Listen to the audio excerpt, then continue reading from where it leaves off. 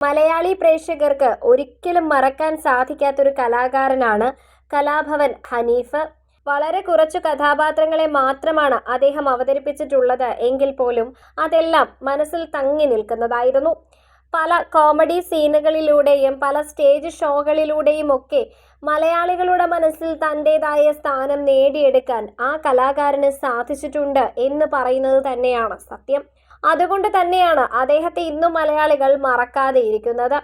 വലിയൊരു ആരാധക നിരയെ തന്നെ അദ്ദേഹം ഇപ്പോഴും സ്വന്തമാക്കിയിരിക്കുന്നത്. അദ്ദേഹം മരിച്ചിട്ടിപ്പോൾ 2 വർഷം പിന്നിട്ടിരിക്കുകയാണ്. ഈ സമയത്ത് സോഷ്യൽ മീഡിയയിൽ ഇപ്പോഴും അദ്ദേഹത്തിന്റെ മകനായ ഷാറൂഖിനെ പിന്തുടരുന്നവർ നിരവധിയാണ്. ഒരിക്കൽ അച്ഛനും അമ്മയ്ക്കും ഒപ്പമുള്ള ഒരു ചിത്രം ഷാറൂഖ് പങ്കുവച്ചിരുന്നു. അതിനുശേഷമാണ് ഷാറൂഖിനെ കൂടുതലായും ആളുകൾ സോഷ്യൽ മീഡിയയിൽ ശ്രദ്ധിക്കാൻ തുടങ്ങിയത്. ഇപ്പോഴിതാ ഷാറൂഖ് തന്റെ ഇൻസ്റ്റാഗ്രാം സ്റ്റോറിയായി വെച്ചിരിക്കുന്ന വാക്കുകളാണ് ശ്രദ്ധ നേടിക്കൊണ്ടിരിക്കുന്നത്. ഹൃദയം നീറുന്ന അവസ്ഥയിൽ തനിച്ചായി പോയി എന്ന തരത്തിലുള്ള ഒരു സ്റ്റോറിയാണ് ഇപ്പോൾ പങ്കുവച്ചിരിക്കുന്നത്.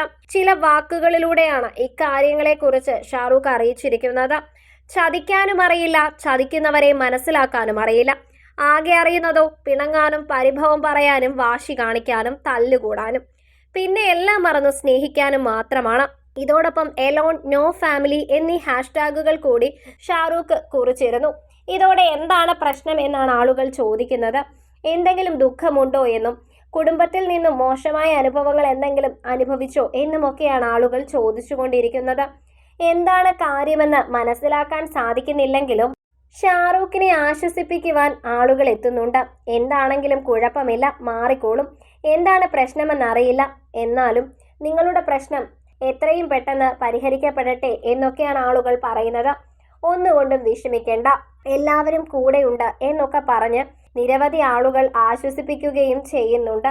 വളരെ പെട്ടെന്ന് തന്നെ ഈ ഒരു കുറിപ്പ് ശ്രദ്ധ നേടുകയും ചെയ്തിട്ടുണ്ടായിരുന്നു.